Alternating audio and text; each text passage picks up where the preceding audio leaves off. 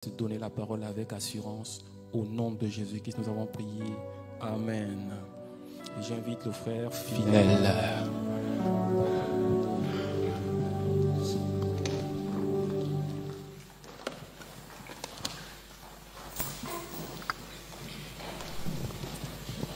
Je vous salue dans le nom de Jésus. Ce que je dois encore me présenter, le frère Yannick l'a déjà fait. Je vais quand même me répéter. Je suis le frère fidèle. Hein. Je viens de Mohamedia, la ville de Fleurs, la plus belle ville du Maroc. Là où la tranquillité du Seigneur règne. Amen. Si vous voulez vivre la tranquillité, venez à Mohamedia. Je voulais dire merci aux responsables du CP qui nous fait la confiance de céder la chair. Merci beaucoup. Je vais encore nous inviter à prier. Seigneur Dieu de gloire, nous te bénissons ce matin pour ton amour envers nous. Nous te bénissons parce que tu nous aimes et tu nous fais la grâce d'être ici ce matin pour apprendre encore plus de toi. Merci Père, parce que tu veux nous parler ce matin. Et nous prions que tu puisses disposer nos cœurs par ton esprit afin que cette parole qui sera annoncée puisse atteindre l'objectif, qu'une âme soit sauvée, que nos vies soient sauvées et que nous revenons à toi définitivement. Merci Seigneur de m'utiliser puissamment, que je m'efface afin que tu puisses apparaître pour parler à ton Église. En ton nom Jésus, nous avons ainsi prié. Amen. Frères et sœurs dans le Seigneur, avant de vous dévoiler le thème de ce matin, je voudrais d'abord vous faire une illustration de ce qui se passe dans la société. Ça va nous permettre de mieux comprendre ce que je vais, le sens de notre message de ce matin. Vous avez certainement déjà entendu parler des espèces en voie de disparition. Il suffit d'ouvrir votre poste téléviseur ou bien votre ordinateur, votre téléphone. On parle souvent, pour les habitués des chaînes, des documentaires, National Geographic, Planète, Plus. On parle beaucoup plus des espèces en voie de disparition. Ce sont des arbres, ce sont des animaux, des plantes, des insectes même, qui autrefois étaient faciles à voir, mais qui sont devenus très rares, qui sont en voie de disparition. Ce sont des animaux, comme je disais, on avait la possibilité de voir facilement. Nos parents disaient qu'il y avait certains animaux qu'on pouvait voir derrière la maison. Il suffit d'aller derrière la maison, vous allez voir ces animaux. Mais ces animaux sont devenus très rares. Il y avait des plantes que nos parents utilisaient pour se traiter avec. Ces plantes sont devenues très rares. Il y avait des insectes que nous fouillions parfois quand on était très petit. Ces insectes sont devenus très rares. Ils sont en voie de disparition. Ils sont là, mais à cause de leur rareté, on utilise ce terme en voie de disparition. Ils disparaissent parce qu'il y a ce que l'on appelle le changement climatique, la découverte minière. Donc on découvre une matière première, on dévaste la forêt et ces animaux ont peur, ces insectes ont peur, ils repoussent. Ils sont allés très loin à cause de la peur. Ils sont allés trop loin. Je me rappelle, mon grand-père avait une plante. Il suffisait juste de plonger sa racine dans un verre d'eau, quelle que soit la douleur que vous avez, ça va disparaître.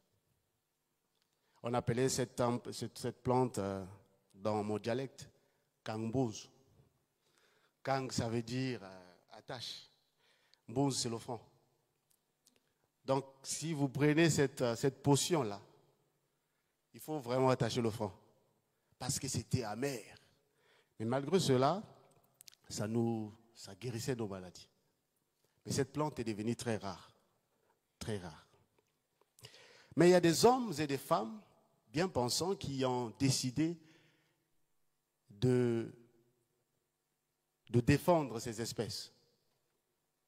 Ils se sont levés pour défendre ces espèces. C'est des hommes qui sont prêts à mourir pour un chat, un homme qui est prêt à mourir pour un insecte, un homme qui est prêt à mourir pour une plante. Vous allez voir une manifestation des hommes devant la place publique.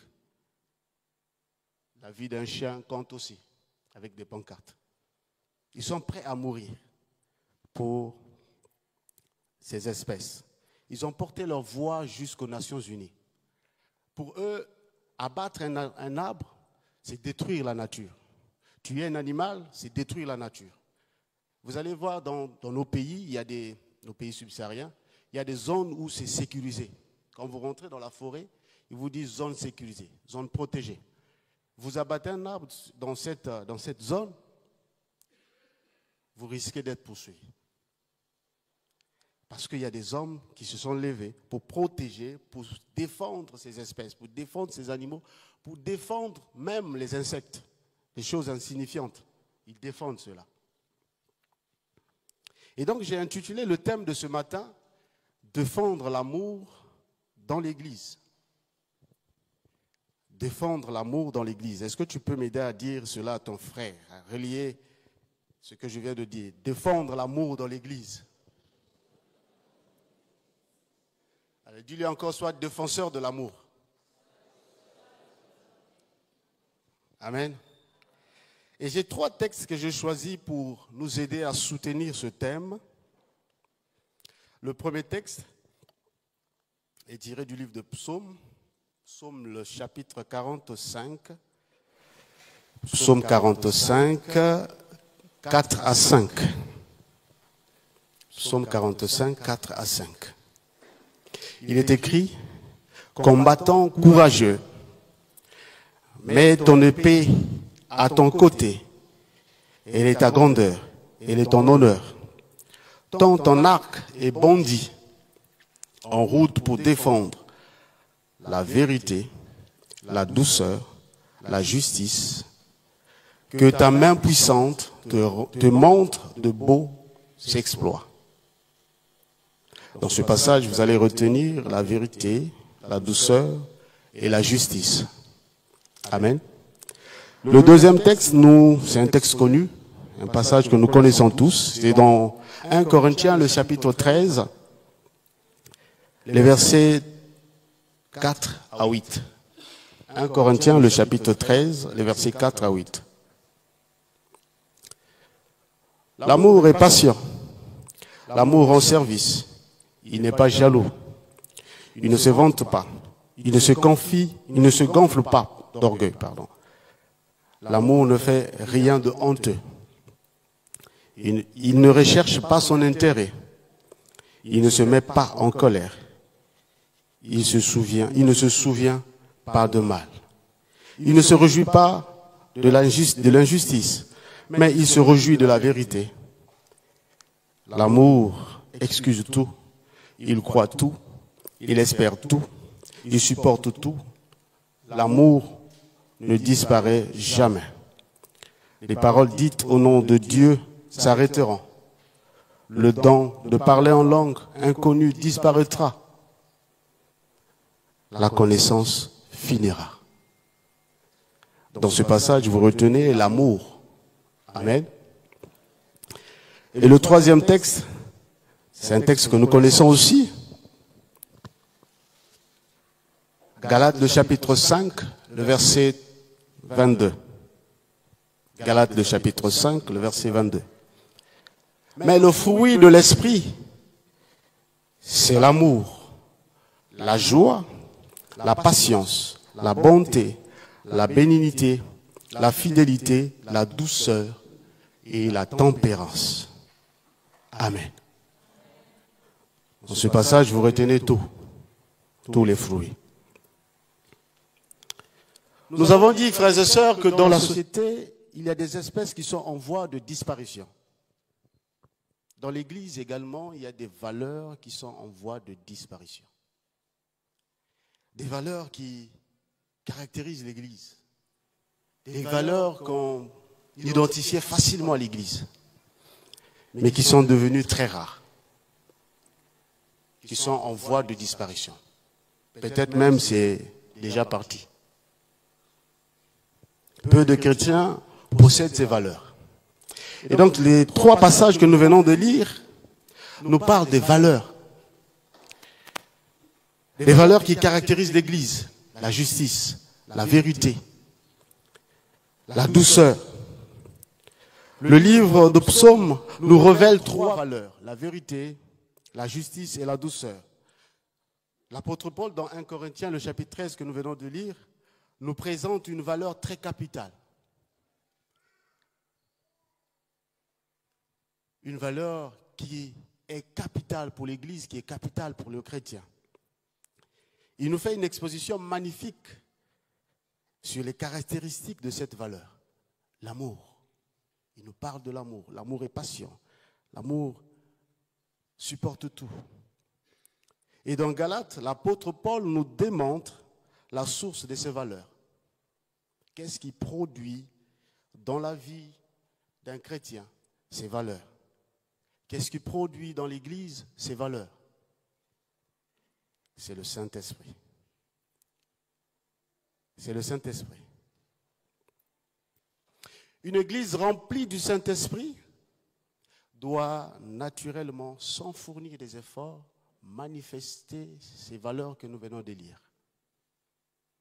Un chrétien rempli du Saint-Esprit, on doit identifier en lui l'amour, on doit identifier en lui ses valeurs, la vérité, la joie, la paix, la douceur.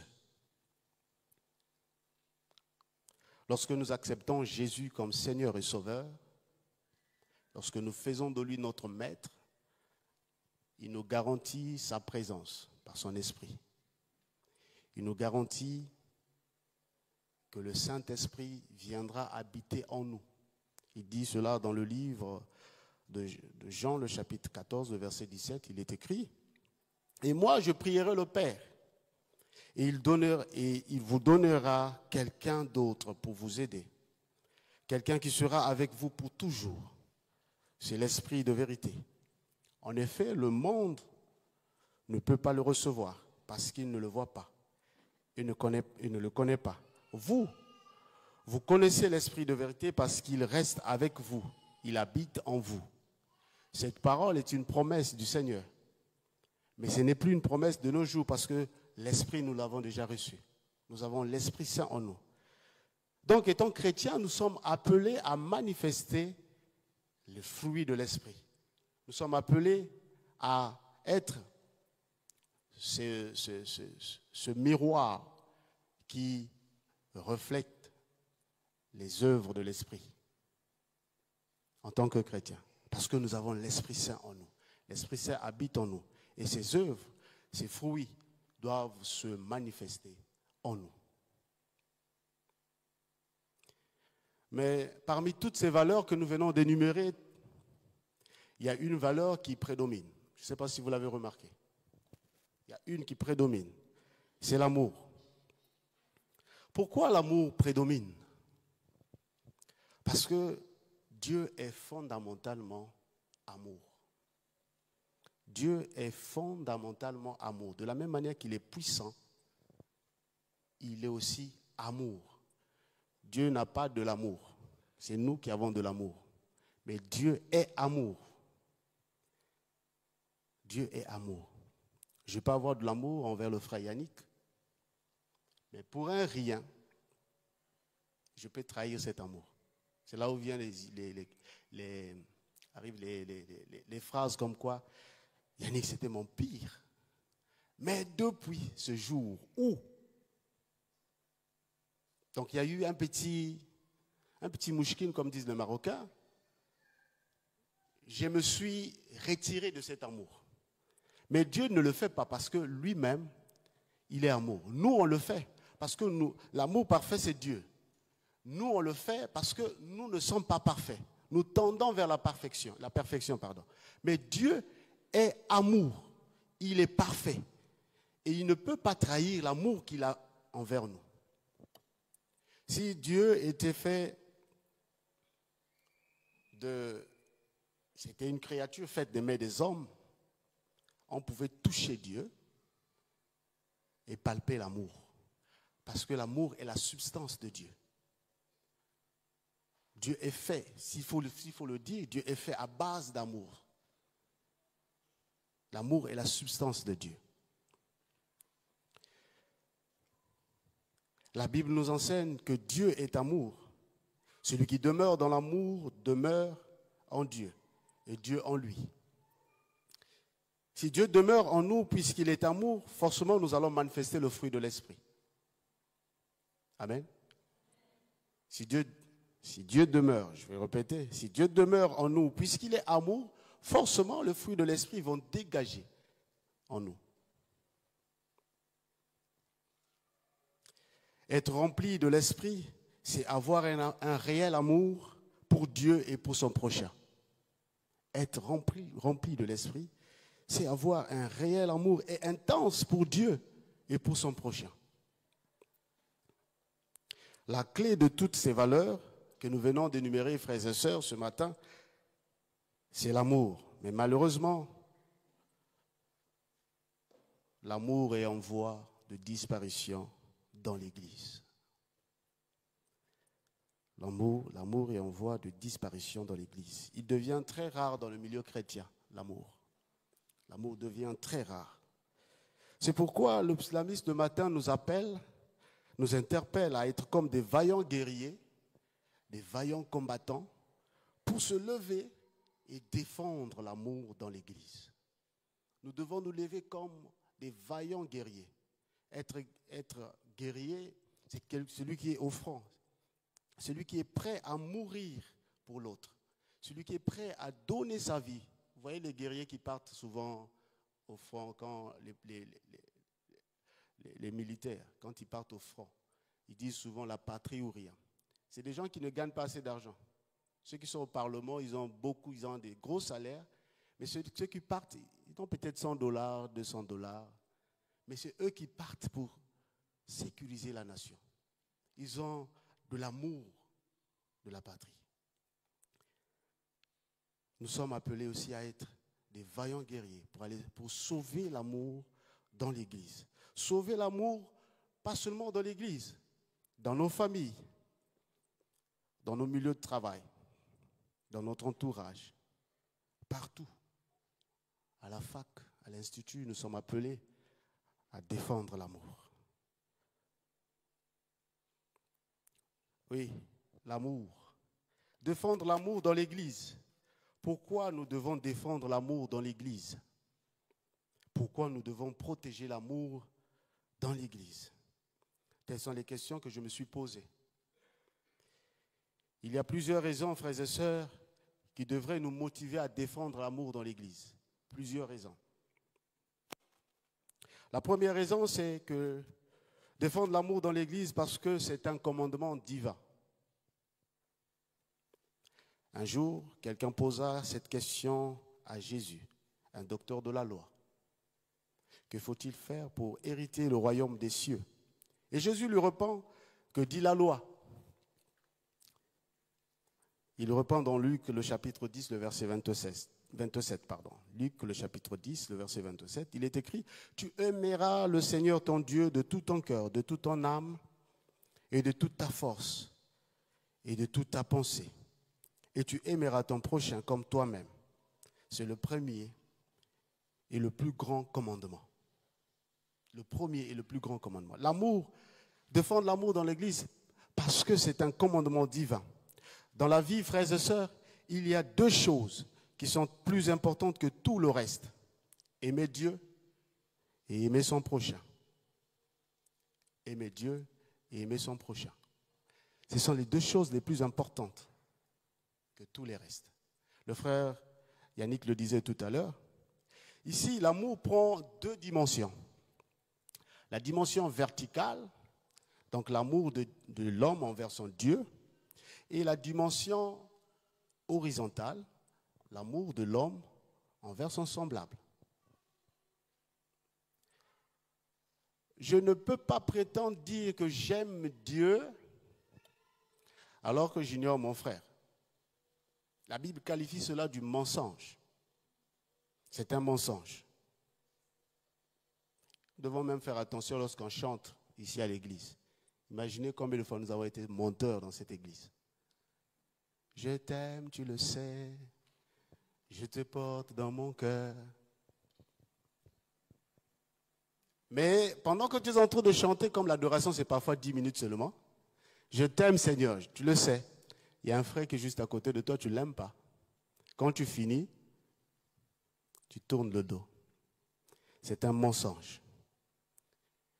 Quand on agit ainsi, le Seigneur nous regarde et il dit, ce peuple m'honore des lèvres, mais son cœur est éloigné de moi. Nous devons défendre l'amour dans l'Église parce que l'amour est Dieu. L'amour est Dieu. 1 Jean, le chapitre 4, le verset 16 nous dit, Dieu est amour et celui qui demeure dans l'amour demeure en Dieu et demeure en lui.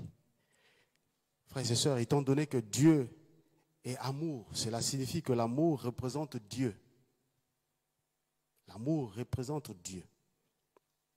L'apôtre Paul, dans Éphésiens, le chapitre 3, les versets 14 à 17, exprime le souhait, vous pouvez lire à la maison, exprime le souhait que nous soyons enracinés dans cet amour, que nous soyons enracinés et fondés dans l'amour de Christ, afin que nous puissions comprendre cet amour dans sa profondeur, dans sa largeur et dans sa longueur. C'est la prière de l'apôtre Paul. Mais nous constatons que l'amour qui devrait occuper une place centrale dans l'Église est en train de perdre sa place au profit de la haine, de la méchanceté, de la jalousie, des calomnies, des querelles inutiles, de l'hypocrisie. De l'hypocrisie.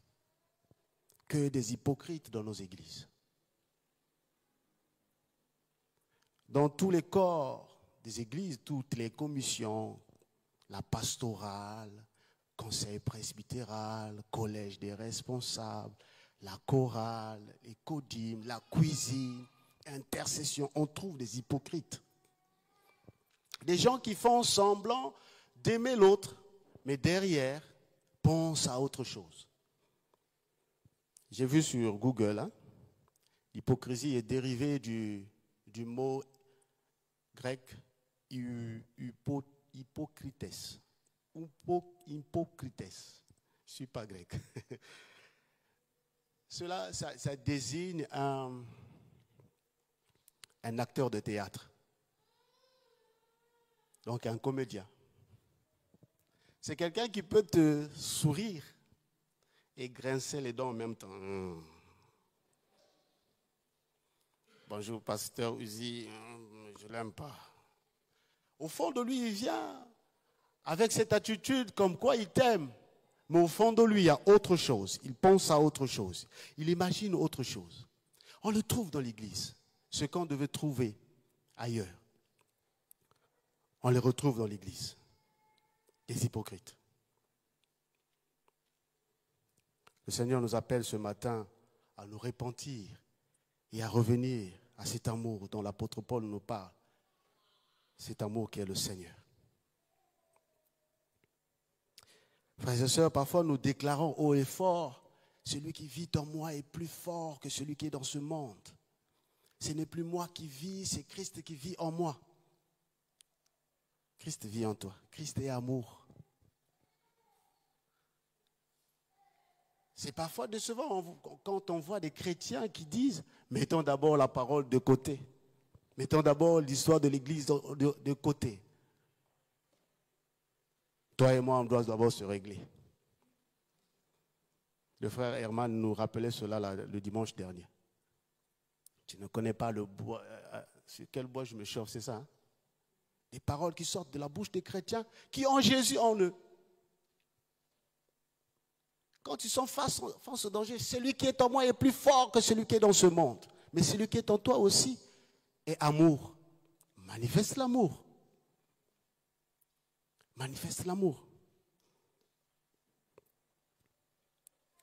Connaissant nos comportements, frères et sœurs, quand on se regarde soi-même, les motivations qui animent nos cœurs, pensons-nous réellement que Christ vit réellement dans nos cœurs? Est-ce que Jésus est dans nos cœurs? Quand tu te regardes toi-même, la manière dont tu agis face à une situation avec ton frère, est-ce que Jésus vit dans ton cœur? On voit des frères chrétiens, des frères qui chantent dans la chorale, mais qui s'insultent. La même bouche vient adorer le Seigneur ici. Des frères qui prêchent la parole, comme moi je le fais ce matin, mais qui insultent. Est-ce que Jésus est réellement dans nos cœurs? Christ vit-il dans nos cœurs? Jésus est amour face au danger, face à la situation. Même si ça te fait vraiment mal, manifeste la douceur. Celui qui a l'Esprit de Dieu manifeste la douceur, manifeste la joie. J'ai vu des gens face à des situations, ils viennent, c'est tellement compliqué, mais ils sont souriants. Ils sont souriants. C'est tellement compliqué. Les gens cherchent des solutions, comment on va faire? Ils sont souriants. Parce qu'ils ont quelqu'un, ils savent que celui qui est en moi va régler cette situation. Mais nous avons parfois des situations où nous devons apporter la paix, nous apportons la guerre. On attend la sœur telle, c'est elle qui viendra arranger la situation. Mais quand la sœur telle arrive, laissons d'abord l'histoire de côté. On va régler ça entre humains. Sois défenseur de l'amour, même dans le quartier.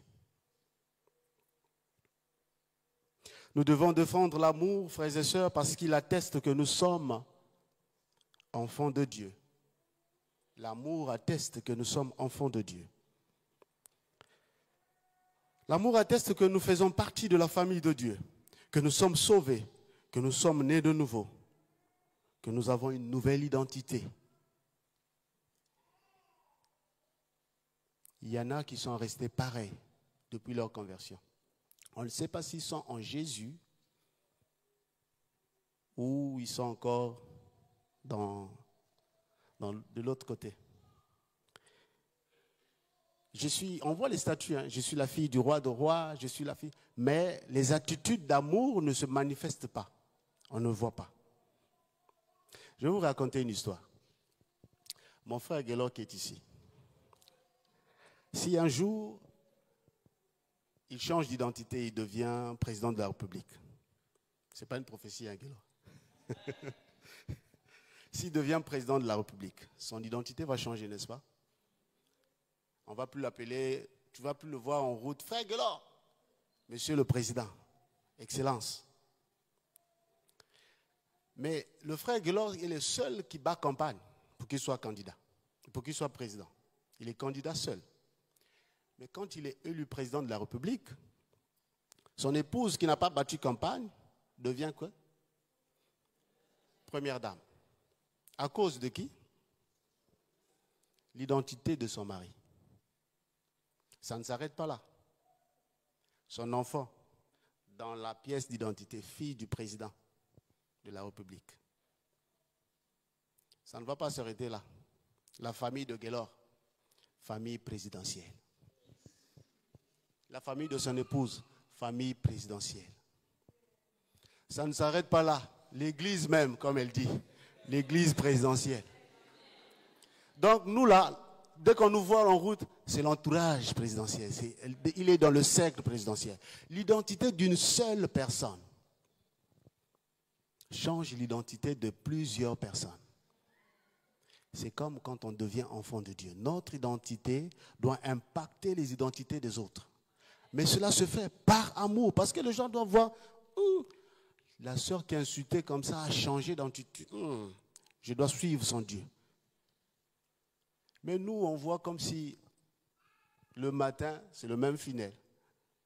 Le jour, c'est le même Finel. Le soir, c'est le même. Le lendemain.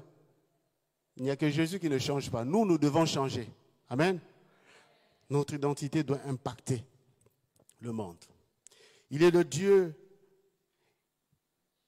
d'amour et il fait de nous ses enfants. Et dans la famille de Dieu, on parle amour.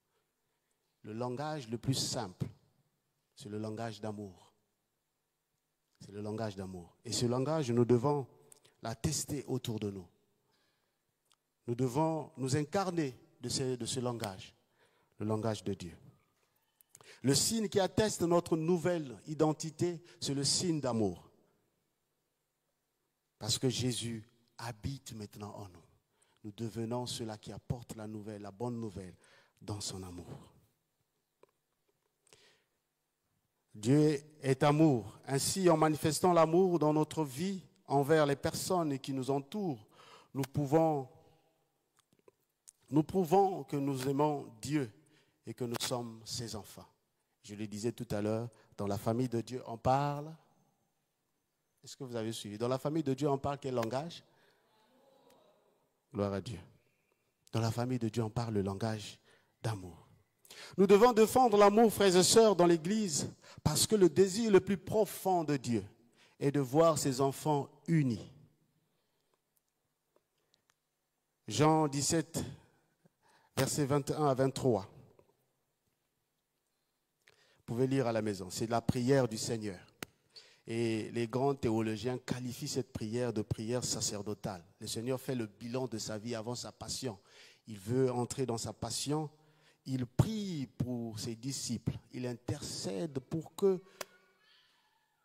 et demande à ce qu'ils soient unis, qu'ils soient dans l'unité. L'unité avec le Père et le Fils dans la communion du Saint-Esprit. Est-ce que Jésus a prié dans cette prière pour que nous soyons des grands pasteurs? Non. Est-ce qu'il a prié pour que nous soyons des prophètes des nations? Non. Est-ce qu'il a prié pour que nous soyons des chantres, des grands chantres? Non.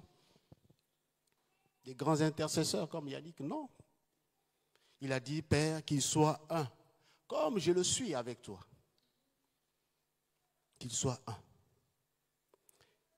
Et il dit dans la suite de ce passage, je leur ai donné la gloire que tu m'as donnée. Nous avons la gloire si nous sommes unis. Il savait que si je prie, s'ils sont unis, au milieu d'eux sortiront des grands pasteurs. S'ils sont unis, au milieu d'eux sortiront des grands prophètes. S'ils sont unis, au milieu d'eux sortiront des grands chantres. Je n'ai pas besoin de prier pour cela parce que je leur ai déjà appris cela. Ma prière est qu'ils soient unis entre eux. Oui, il n'y a donc pas de raison. Il n'y a donc pas de raison de ne pas nous aimer. Il n'y a pas de raison, il n'y a pas d'excuse, normalement, de ne pas nous aimer. Et il dit que c'est en ayant de l'amour que le monde saura que vous êtes mes disciples. C'est en ayant de l'amour. Vous savez, le monde ne nous qualifie pas comme des disciples de Jésus. Le monde ne nous reconnaît pas encore comme des disciples de Jésus. S'il y a une campagne d'évangélisation de l'EAM, les gens viendront dire, ils ne diront pas les disciples de Jésus sont réunis là-bas, sont en train de prier. Ils vont dire les gens de l'EAM. Mais si nous étions unis entre nous, les églises, quand je parle de l'église, je parle de l'église corps du Christ. Si les églises étaient unies, ils diront, même si c'est juste une portion des personnes, ils diront les disciples de Jésus sont là-bas en train de prier.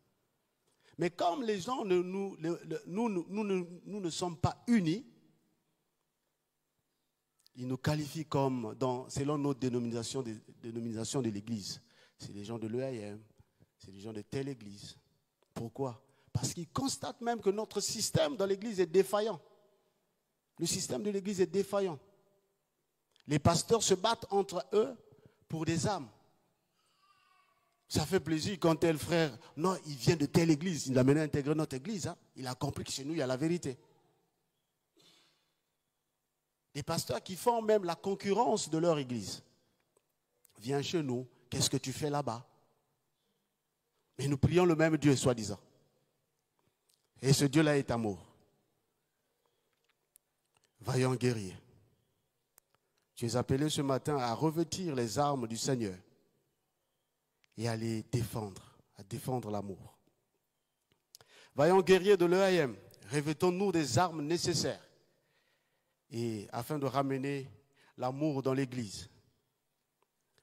Nous sommes tous ici unis ce matin parce que nous avons besoin d'être aimés. Personne d'entre nous ici n'aime pas qu'on puisse l'aimer. On a besoin d'affection. Amen. On a besoin d'affection. Il y a des gens qui viennent à l'église, parfois tu le vois calme, il est dans son coin, il a besoin d'affection. Va vers cette personne. Témoigne-lui l'amour. Chers frères et sœurs, dans le Seigneur, aimons-nous les uns les autres, car l'amour est de Dieu. Et quiconque aime est né de Dieu et connaît Dieu. Celui qui n'aime pas n'a pas connu Dieu, car Dieu est amour. Celui qui n'aime pas n'a pas connu Dieu. Celui qui n'aime pas. Le drame de l'Église aujourd'hui, l'Église est remplie des juges. Il n'y a plus des intercesseurs que des juges.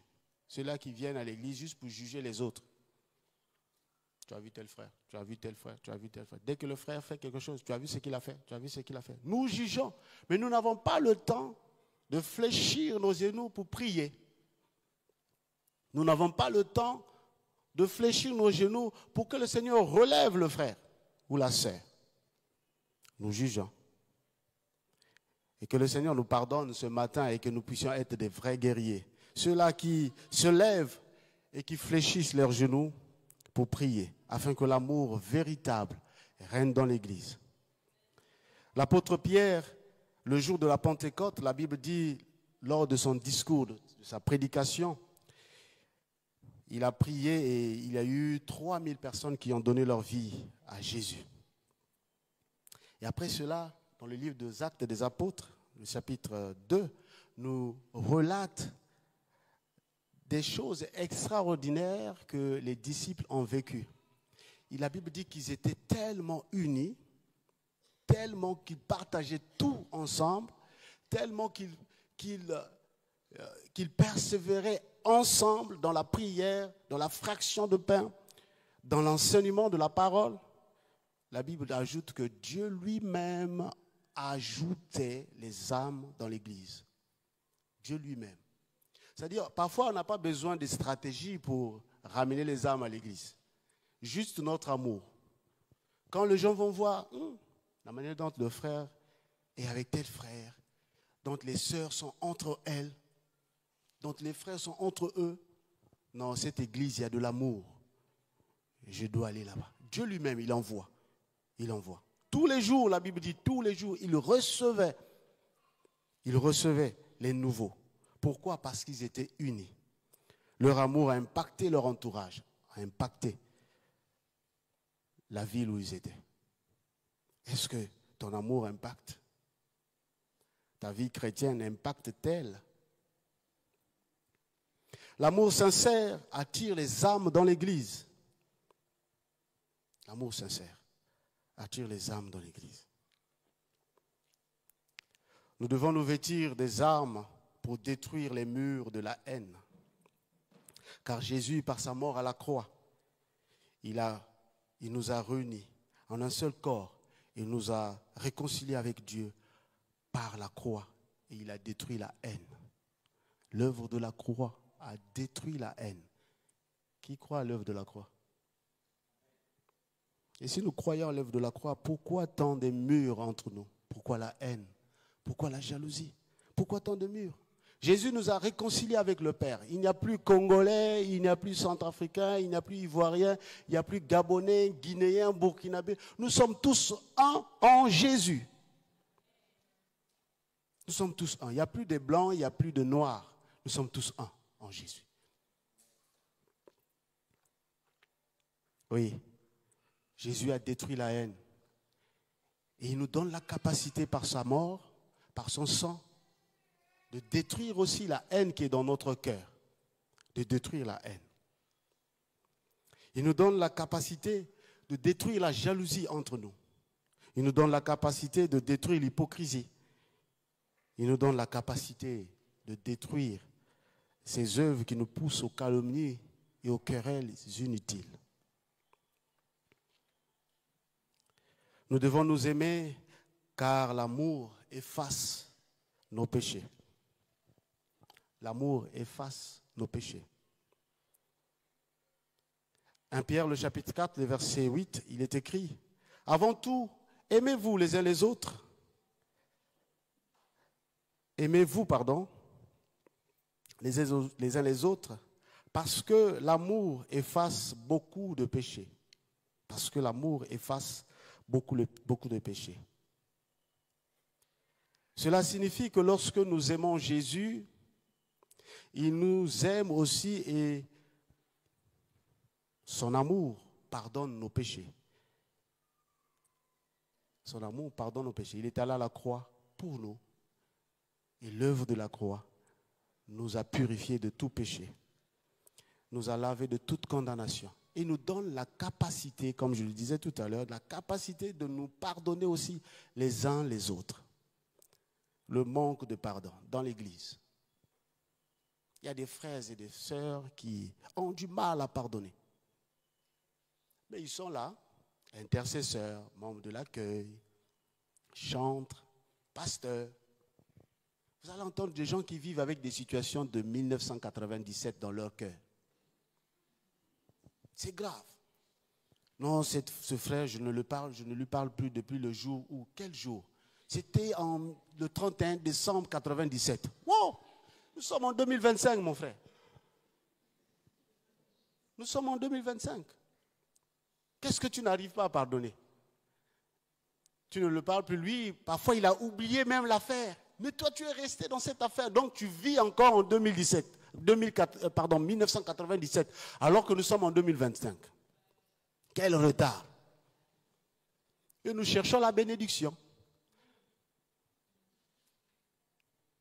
On le voit parfois, ils tombent lors de l'adoration, ils tombent ici. Mais ils ont des problèmes dans leur cœur. Ils ne pardonnent pas leur frère. Ce que la sœur m'a fait. Quand vous allez remarquer, vous allez lui poser la question, c'est que la sœur t'avait fait quoi? Non, il m'avait juste... Non, rien de grave, mais ah non, je ne l'aime pas. Il y a des gens comme ça. Tu ne l'aimes pas, pourquoi? Seulement comme ça.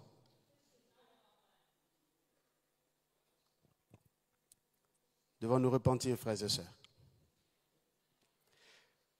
Devons nous repentir.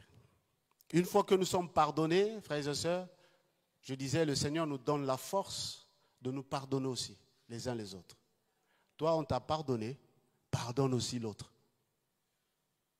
La Bible dit, avant de donner ton offrande, va d'abord te réconcilier avec ton frère. Après, viens donner ton offrande.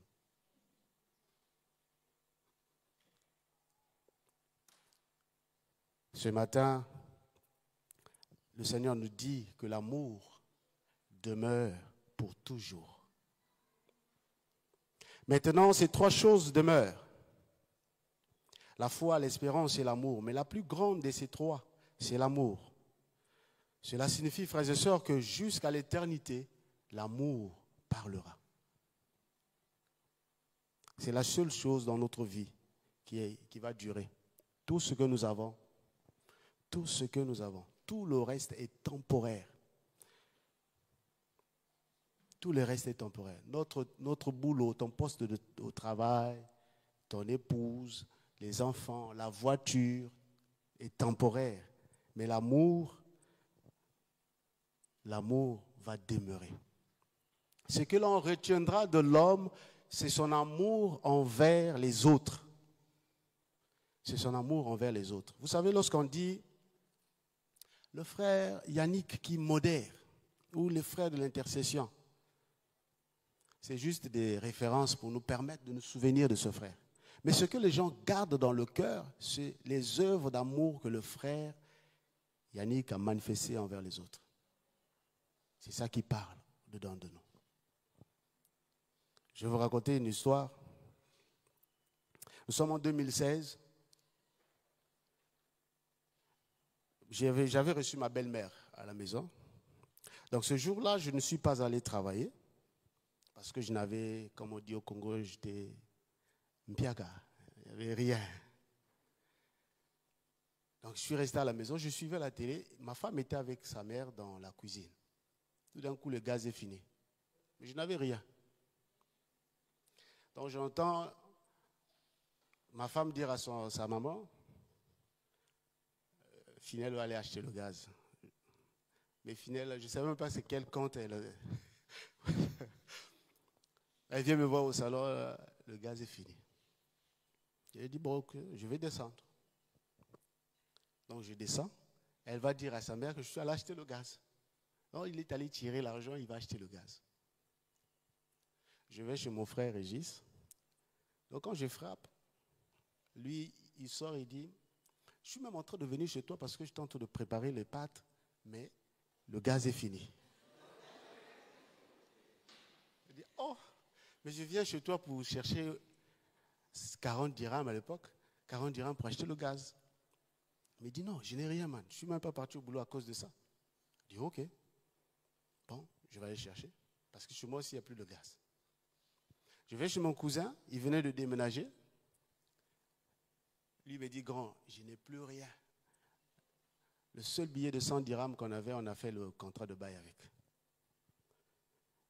Et j'ai pris mon téléphone, j'appelle un frère de l'église. Et je lui ai dit, prête-moi 200 dirhams, dans 2 ou 3 jours, je vais te le remettre.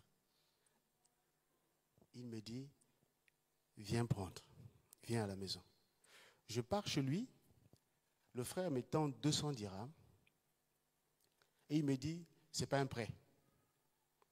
Rentre à la maison. Je suis rentré à la maison, j'ai acheté le gaz, j'ai donné à Régis quelque chose pour acheter le gaz. Et après, j'avais encore un peu d'argent pour venir au boulot. Quelques mois sont passés. Le frère vient témoigner à l'église qu'il y avait une période, sa femme avait accouché, sa femme avait des problèmes, complications après l'accouchement. L'enfant même n'avait pas une bonne santé, donc il fallait courir chaque jour, hôpital, chaque jour, avec l'enfant et la femme. Et le Seigneur a fait grâce. La femme se rétablit et tout. Donc, en tout cas, il a témoigné l'amour de Dieu ce jour-là. Et moi, là où j'étais au fond, je me suis souvenu qu'à cette période, c'est à cette période qu'il m'avait donné l'argent. Je me suis dit, il était en situation difficile. Il m'a donné quelque chose. Si c'était moi, est-ce que j'allais le faire? Il n'a pas regardé que sa femme, c'était compliqué. Il n'a pas regardé que l'enfant, c'était compliqué. Mais il a pris l'argent, il m'a donné. Est-ce que l'argent-là ne devait pas lui servir à quelque chose? Il m'a donné. Et jusqu'à aujourd'hui, j'ai gardé ce témoignage en moi parce que je me dis, c'est un acte d'amour. Et cet acte, malgré tout ce qu'il a, cet acte parle en moi. C'est un acte d'amour. Et jusqu'au paradis, cet acte va parler. Parce que cet acte a aidé des familles. Ma belle-mère pouvait dire que non, mais ton mari là, comment ça? Mais quand je suis rentré avec la bouteille de gaz, ah oui, donc il était allé tirer l'argent.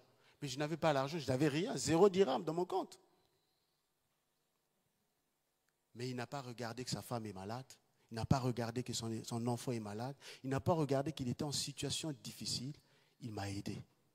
C'est de cet amour que l'Église devrait vivre. Nous calculons tellement trop que parfois on n'arrive pas à aider nos bien-aimés. On passe tout notre temps, toujours des calculs. Mais Dieu pourvoit à nos besoins. Le frère est en difficulté. Avant de le partager, tu critiques d'abord, après tu lui donnes, tu vas encore critiquer.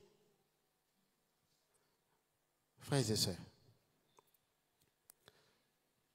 le Seigneur nous appelle à parler le langage le plus simple, c'est le langage d'amour. Et si nous sommes remplis du Saint-Esprit, frères et sœurs, nous sommes appelés à manifester les œuvres de l'Esprit. Maintenant, tu dois te poser la question, est-ce que l'Esprit de Dieu est en toi? Si l'Esprit de Dieu est en toi, tu dois manifester l'amour. On doit voir les fruits de l'Esprit. L'amour, la joie en toi. On doit voir ces choses-là que l'Esprit parle, que l'apôtre Paul parle dans Galates, le chapitre 5, le verset 22. L'amour ne fait rien de honteux. Il ne cherche pas son intérêt. Il ne se met pas en colère. L'amour ne se souvient pas du mal. Toi qui es encore en 1997, c'est le moment de venir, rattrape le temps. Nous sommes en 2025, rattrape le temps.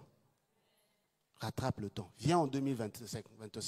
Bientôt c'est 2026, il nous reste 2 mois. L'amour ne se souvient pas du mal. Alors, nous sommes appelés, frères et sœurs, si vous êtes d'accord avec moi. Le Seigneur se tient aujourd'hui à notre porte. Si nous pouvons nous lever pour recevoir cette parole, s'il vous plaît.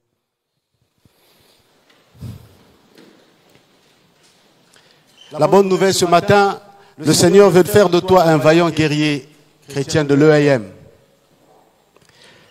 Il se tient à la porte de ton cœur ce matin et il frappe. Si tu entends sa voix, ouvre la porte. Il entrera chez toi. Son désir est de te transformer afin que tu sois source d'amour dans ton entourage. Dans Ézéchiel, le chapitre 36, à partir du verset 26, il est écrit « Je donnerai un cœur nouveau et je mettrai en vous un esprit nouveau. J'ôterai de votre corps, le cœur de pierre et je vous donnerai un cœur de chair. » Quelle grâce! Je mettrai mon esprit en vous et je ferai en sorte que vous suivez mes ordonnances et que vous les observiez et pratiquez mes lois. Si telle est ta prière, le Seigneur veut entrer dans ton cœur ce matin pour détruire les œuvres de la haine, pour détruire la jalousie, pour détruire l'hypocrisie, pour faire de toi ce vaillant guerrier qui défend l'amour, qui est prêt à mourir pour l'autre. Le plus grand amour, c'est celui de donner sa vie pour son frère. Nous allons nous tenir les mains, s'il nous plaît. Si on peut faire ces cantiques, nous sommes frères et sœurs en Jésus. Et j'inviterai le frère Yannick à prier. Tu vas prier pour que le Seigneur détruise les œuvres de la haine dans ton cœur. Que tu sois source d'amour. Source d'amour autour de toi, dans ta famille, dans l'église, dans ton milieu de travail, à l'école, partout. Partout où tu seras, où le Seigneur t'a appelé, sois source d'amour. Pour que l'église, pour que l'on reconnaisse les valeurs qui caractérisent l'église. Nous sommes frères et sœurs en Jésus, tenons-nous par la main, marchons de même jusqu'à son retour. Qui pourra